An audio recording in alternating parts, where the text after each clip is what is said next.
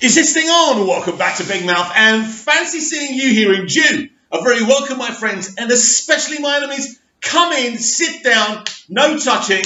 I don't do the touching. And welcome to my Series 2, Episode 7 review of Krypton. If it wasn't Doomsday's backstory that was all inspiring, it was Korvax actually being renamed Jor-El with a hint of John Williams' Superman theme. And I'm telling you, I should have recorded it. I was freaking well crying. Tears, everything. So emotional. He's Jor-El. That's Superman's grandfather. And he's named his son the iconic name. He's named Superman's dad. How big is that? But if that wasn't enough, these freaking people, these amazing people who I love to bits for giving us this, then he gets collected by Brainiac. And now he's been collected by Brainiac, of course. There cannot be a Superman at this present time, because of course he's never going to meet Lara, because he's going to be on the Skull ship. Amazing. So now, what do they do? What does Segel and Nyssa do? Do they fight Zod? Or do they go after their son? This is going to be interesting. But if that's not enough, now Zod has reconditioned Doomsday, and he's now his bitch. But the backstory for Doomsday was amazing. Was it Dax they were calling the soldier? So literally, right, there's this soldier called, a Kryptonian soldier called Dax, who volunteers for this experiment to create a super soldier. Now, he doesn't know what they're planning, but they do. They know exactly what they're doing. So they kill him like thousands of times or hundreds of times. And then they bring him back. They burn him, everything. Ultimately, you literally see this Kryptonian, this flesh and blood, white Kryptonian, become Doomsday. And it's a very emotional backstory.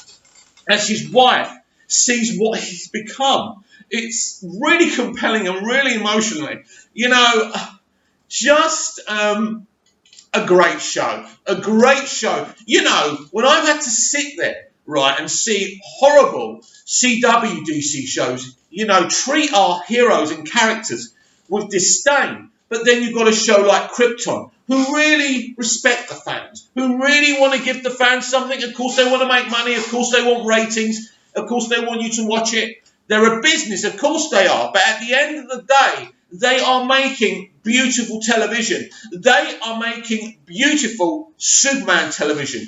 This is a Superman prequel. It's absolutely that now. To actually see what we saw this week was absolutely brilliant. And then we've got Adam and Ken, which is a little subplot to kind of take us away from the big things that were going on this week. And it was really good. And we saw Ken, he becomes a leader.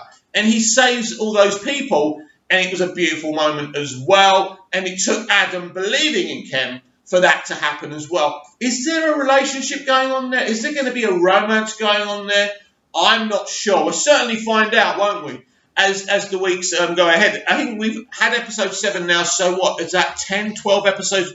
So what? We've got about 5 episodes left, maybe 3 episodes left. Someone comment down below and let me know. But I tell you something, it's the only show I'm watching. I'm not watching anything else. I want to watch films and TV that give something to me, that compel me, that excite me. And I certainly don't want to watch TV that lectures me, that puts down my gender for no particular reason, because 100 years ago, men didn't treat women very well. That's not my fault. I wasn't there. I want to watch TV. I don't mind political commentary. Krypton certainly makes enough of it, but it's lightly done.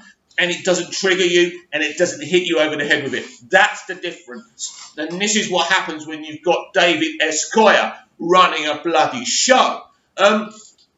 Freaking amazing. And what's amazing about this, they're like the somatic reconditioning that Zod was doing to Doomsday. That's from his Man of Steel. That's the concept he created in Man of Steel. There's links to Man of Steel. Now, obviously, because Zod isn't Michael Shannon, it's kind of obviously an Elseworld kind of universe or whatever it is. And this is really important because I think people don't understand something about Superman. I hear people calling Superman an American hero, a world hero, but actually, in most of the comics, he's referred as the hero of the universe. He goes out to planets, he explores them, he's protecting everyone here. So Superman is awesome. This episode is definitely a 10 out of 10 episode.